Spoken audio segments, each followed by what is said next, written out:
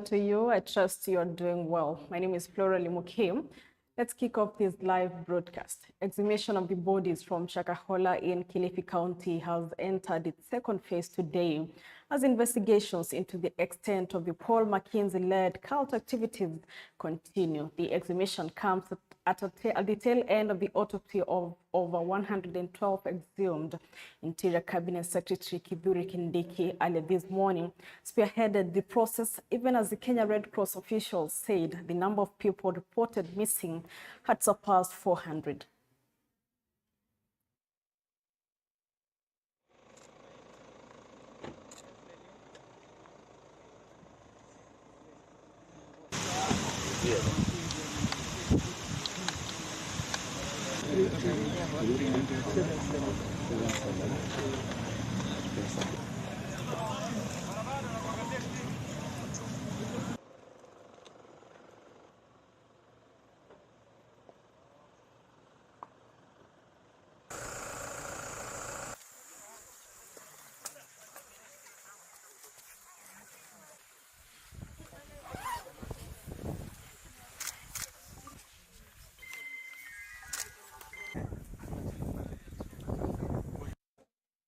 And the Kenya National Chamber of Commerce and Industry has decried the punitive taxes and pending bills that it says has negatively affected business and investments in the country. Through its president, Richard Ngatia, the body is calling on the government to review its tax laws and proposals to caution investors and spur economic growth. Speaking in Malindi, where he met the chamber delegates to boost his re-election chances, Ngatia added that his organization has tried to intervene in matters of pending bills that has led to destruction of businesses. Richard Ngatia urged the government to consider taking back revenue to the local business community as a way of clearing pending bills and also renegotiate with external debtor. Richard Ngatia has been at the helm of the KNCCI since 2019 and is taking second term so that he can complete his plans for members. We have seen a lot of outcry out there because of pending bills that are accrued actually for years. Some are even 5 years old, some are 6 years old. These pending bills have not been paid yet. We have seen destruction of businesses. Most of them have closed. We have seen auctioneers left, right, and center going to auction businesses for lack of payment. And we want to say categorically that we, the government, must relook into the issue. We want to ask the current government to relook into the issue of making sure they're paying pending bills. I am sure there's a problem at the moment in terms of collection of revenue. We know there are huge amounts to be debts to be settled, but at the same time, consider, bringing back revenue to the economy. It is going to work. At the moment you collect revenue, consider actually making sure that that money goes back to the business community. And also the government can also look at ways on how they can negotiate with external debtors on moratoriums, and that will give them a relief so that whatever they're able to collect monthly, it can be able to go back to the country, it can go back to the economy. That way you'll be able to pay business people for the sustainability of business. So we are emphasizing as the chamber that we are really advocating for payments of time. Elsewhere, the Kenya Medical Practitioners, Pharmacists and Dentist Union, KMPDU, has threatened to go on strike.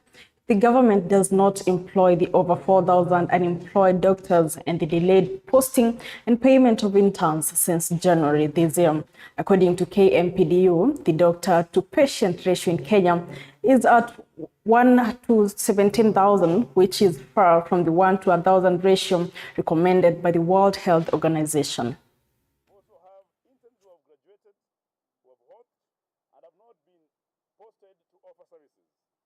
This, in essence, compromises the much-needed quality health care in our public hospitals. Yet we have the skills of the doctors that otherwise will be helping in reducing those lines in different facilities in the country. The issue of unemployment. In Kenya, it takes at least 7 years to train a medical doctor, including 1 year of compulsory internship. The cost of training one doctor ranges between 4 to 5 million. It is sad that a nation will spend so much on training these professionals and fail to utilize them. Yet we see the country is now over and about asking for more taxes. Our discussion today, even if we are going to continue discussing on this issue of suspending the strike of the interns, these dates are committed. And these dates mean an important thing for all the healthcare workers, that they must prioritize. We must not try to disrupt services before these engagements take place.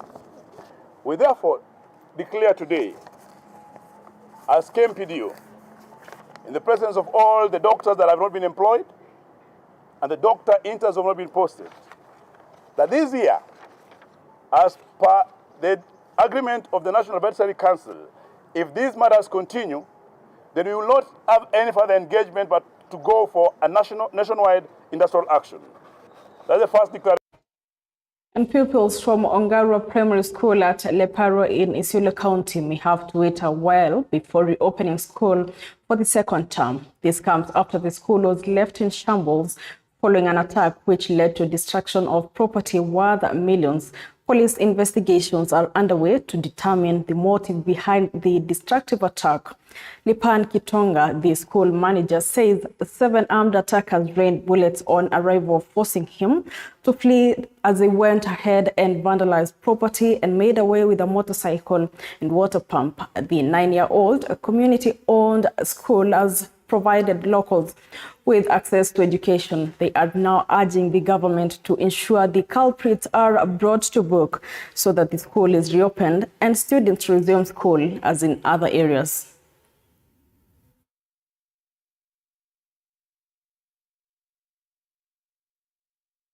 So tungeomba kabisa kwa sababu shule inapaswa kurudi kesho. Na sasa hao watoto sijui watafanya namna gani kwa sababu hakuna mahali ya kurudi. Haya madarasa yameharibuka kabisa, kama viti yote imeteketezwa, mamesa imeteketezwa. Sasa sisi nataka msaada hiyo. Shauri au ameweka sisi masikini kabisa. Ni shule tu ndio wanasoma. Sisi hatujui kenye inaendelea, lakini mtoto anaenda shule, sabuni uwezi ulizwa kila kitu. Mtoto anaenda shule. Sasa hii shule yako msaada mingi sana. Mtoto kidogo kabisa inakuja kwa hii shule tu. Ile kidogo kabisa. Hata kama umekosa mahali ya mwenye utamuoshea nyumbani ndio uende safari, unaleta kwa shule isome na unaenda safari. The family of the late interior designer Jeff Mwadhi has expressed disappointment over the manner in which security agencies have been probing their king's death. Chichi Josephine now tells us more. Addressing the media, Jeff's mother, Ann Mwadhi, noted that she has no hope that investigations being conducted by the DCI will bear fruit. While insisting that her son was murdered, Ms. Mwadhi wondered why no one had been arrested in connection with Jeff's death. Nataka kujua kwa nini huyu DJ hawezi shikwa na hawa watu wake wote wenye walibaki kwa nyumba. Na kitu kwanza iliniuma sana na inaniuma mpaka saa hii. Kwa nini wakuja wafukue mwili wa mtoto wangu? Na kuna watu wangeshikwa, waitwe, wasamoniwe, wapeane kila kitu na waelezea kila kitu. So mimi nimeona nimefanyishwa kazi bure kufukua mtoto wangu, alafu mnasikia ati hakuna evidence hata kidogo inapatikana.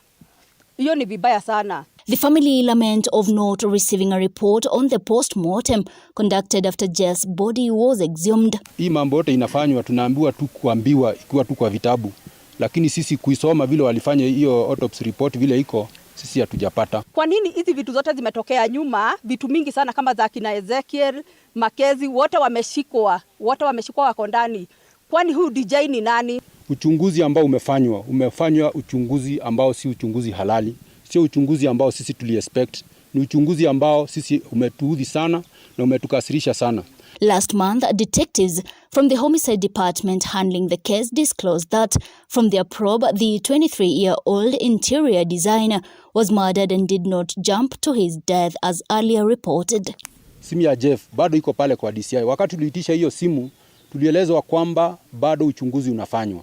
Na ule uchunguzi ambao amefanya bado haukuturidhisha kwa sababu ni kama only communication ya yenye iko na billing. Waliweza tu kujua kuhusu hiyo simu kwa sababu ile simu walisema ilikuwa imemondwa na motherboard pia yote ilikuwa imevunjwa. The DCI has since forwarded the file on the investigations into Jess Mwadhi's death to the DPP's Office for Action. Nataka haki ya mtoto wangu. Sitaki hizi mambo za ati sisi wa Kenya, sisi ni wanyonge, kuna wenye sijui media walikuja, mimi siwezi pata haki ya mtoto wangu. Chichi Josephine, TV47. Kenya is hosting the first international DNA conference to be held in Africa, the aim of deliberating Africa's past and present human DNA. The conference, which is taking place at the National Museums of Kenya, focuses more on human population history. Head of Arts and Sciences at the Museum of Kenya, Emmanuel Diema, and Assistant Curator of Human Evolution, Elizabeth Sochok, at the sidelines of the event, reiterated the need for more funding to facilitate research in Africa, noting that the continent has so much in terms of human history, considering it is referred to as the cradle of humanity.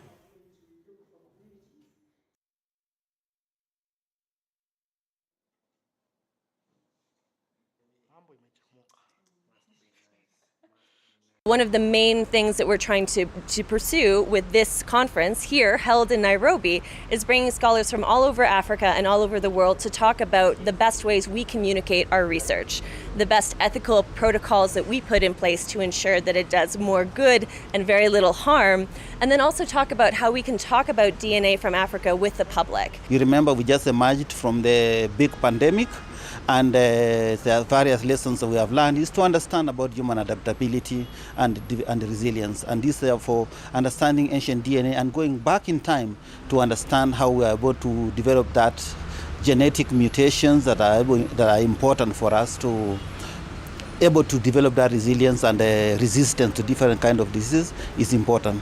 So that's why this conference is really important to have it at this time. In the past 10 years, we've been able to reconstruct the DNA of ancient people who lived thousands to tens of thousands to even hundreds of thousands of years ago.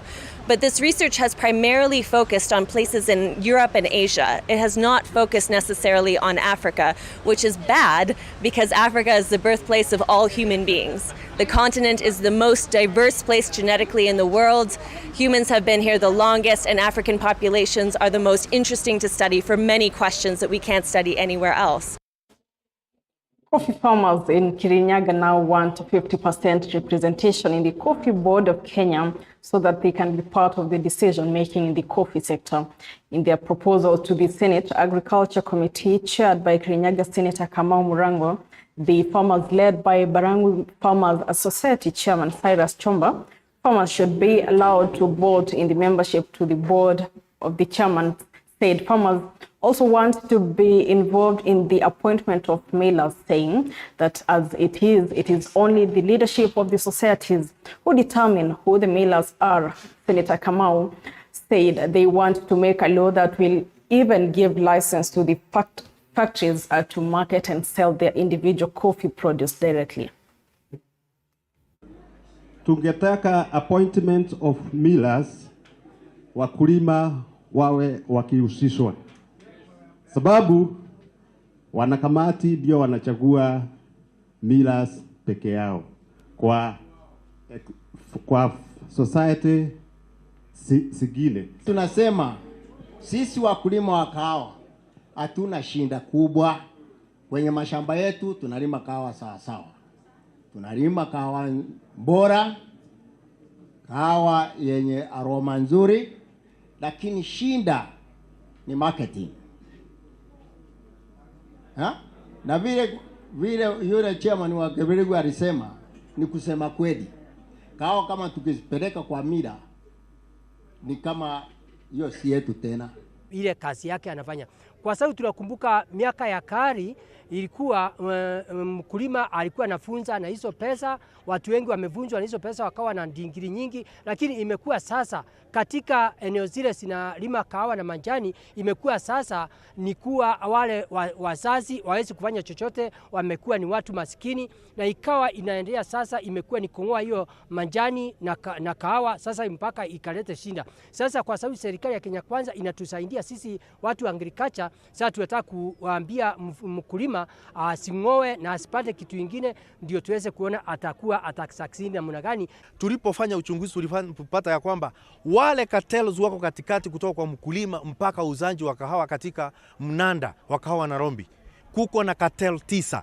Watu wengine wameregister kampuni zaidi ya mara moja. Mimi ndio mila, mimi ndio agent, mimi ndio pia nikifika kule ndio nakuwa marketer. Mkulima anapoteza pesa mingi sana katika katika huo mfumo wa kuuza kahawa. Kwa hivyo tunataka mkulima cooperative ziwezeshwe. In fact, kila cooperative society inafaa kupewa leseni ya kuuza kahawa yao moja kwa moja. Kenya is hosting the first international DNA conference to be held in Africa with the aim of deliberating Africa's past and present human DNA. The conference, which is taking place at the National Museums of Kenya, focuses more on human population history.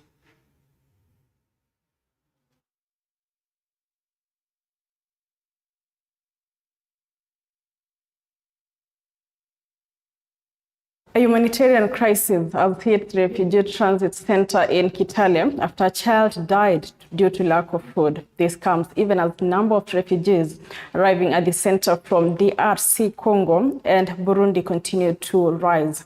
The 3-year-old minor died last night after his family lacked food as refugees decried poor conditions at the Kitale Agricultural Showground, where they are camping. Red Cross County Chairman Ronald Masindano said there is a serious humanitarian crisis and the refugees need to urgent food support and medical attention.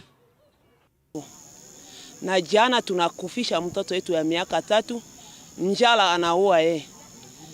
Chakula bako naleta na si mbilibo iko tangia asubuhi saa 8 ndio banaenda leta mbilibo yenyewe pana iva. Mutakula iva taleta na mtu moya jikoni moya. Kama niko familia 10 munapata jikoni ile 3. Ile tu batoto banalala naye. Njoo analeta ugonjwa na watoto yetu. Ataba ingini sasa biko tuku nyumba na ugonjwa ya njala. Ataba mama ingini. Tuko na njala sana, ba ingini tuko natumizia dawa. Sasa wakunya dawa unakunya bila chakula, dawa konaenda rudia sumu ndani yako. Mara kwanza tulikimbia kutoka kwetu kutokana na vita ilikuwa huko. Tukakimbilia Uganda, bakatupokea kama wakimbizi walivyotokea Kongo. Lakini kufika Uganda tukakuta hakuna usalama. Watoto wakatuambia hawasomi tena na health care. Bakatuambia kabisa hiyo hatutapata, kila mtu ni kujilipia. Ukipata mgonjwa na beba hospital ndio mwenyewe utalipa. Moving on, Kisii County government has pledged to pay community health promoters their stipend for the last 2 months. For over 2,900 community health promoters in Kisii County can now breathe a sigh of relief after the Kisii County government paid their 2-month salary arrears. This happened at the Gusii Stadium, where Kisii County Governor Simba Arati promised to provide working tools to aid in their work during the rainy season. During the public talk with the governor, the Community Health Workers Chairman George Anyachoge confirmed receiving the cash, and the governor added that the same will be paid each month. We decided as a government, as has been also the calling of the national government, give them stipend. The stipend that we have given them, again, they'll be added from the national government, from the Minister of Work. We are endeavoring to make available of other tools of work. That includes gumboot, jackets, umbrellas, when they are moving from one compound to another, to supervise and check that we have a healthy community at level 1. Nataka kushukuru gavana wetu kwa vile amesema na kutenda. Angalau tumeenda muda mrefu, lakini siku ya leo imetimia ya kwamba hata message ndio hii mimi naonyesha ya kwamba nimepokea shilingi 4,000 pesa za miezi 2 ambayo bila gavana alisema hivi tulianza kupata hizi hela kila mtu. The Tecno company has officially launched a brand Camon 24 and making Nyashiski their brand ambassador at an event in Nairobi. Speaking to TV47, Tecno product manager Linus Mwangi said the users of the new phone have every reason to smile, especially the online content creators. The phone allows the user to do more than one activity at a go. By officially telling us that it is on and tell us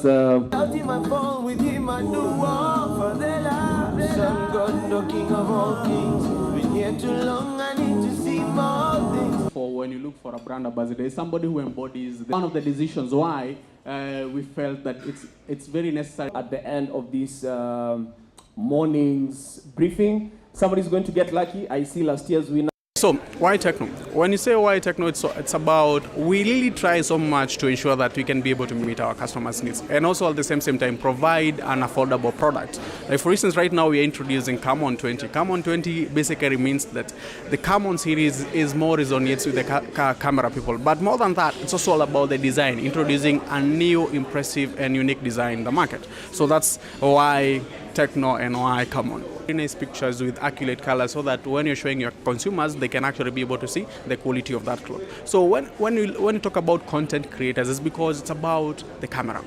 It's about the camera.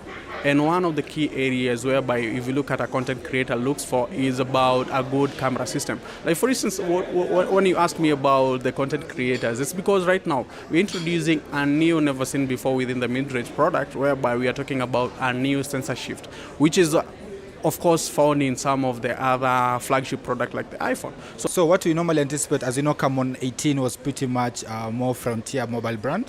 And I can say compared to Camon 18, Camon 19 really made great strive with our previous ambassador called Otile. We actually sold out Camon 19 series. We're proud to announce that.